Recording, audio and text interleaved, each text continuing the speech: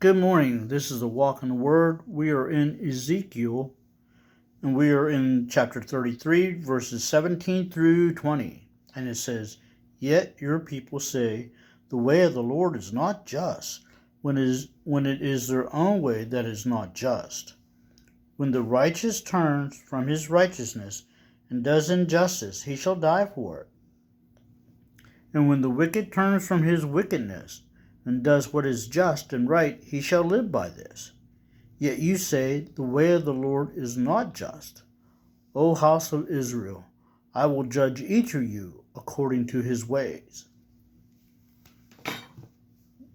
And some translation says righteousness and wickedness. God is saying, you don't get a free pass. All right, if you think that you can say, "Oh, I have Jesus, now I can do whatever I want to do and that's going to be fine," I'm here to tell you it's not going to be fine. God expects you to live by righteousness. Now, when he says, if you sin, all of us sin. But what he's talking about is a lifestyle of sin. So I say, oh, I have Christ. Now I can go to the bars and the stripper clubs, and I can gamble and drink and curse and just act and have have fornication and adultery and do all these things. No. You will die for that. Now that might sound hard, but I don't make the rules.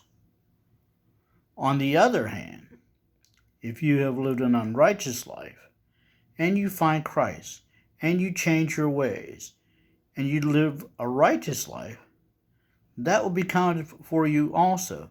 See, God's going to judge you on what you do. That's the bottom line. You get to heaven or to the great white throne or wherever you're going to go, because there's a couple places you could go. You're going to stand before the judgment, and you're going to get what you deserve. Now, you might not like that, and I'm sure that some of you don't, but that's how it works.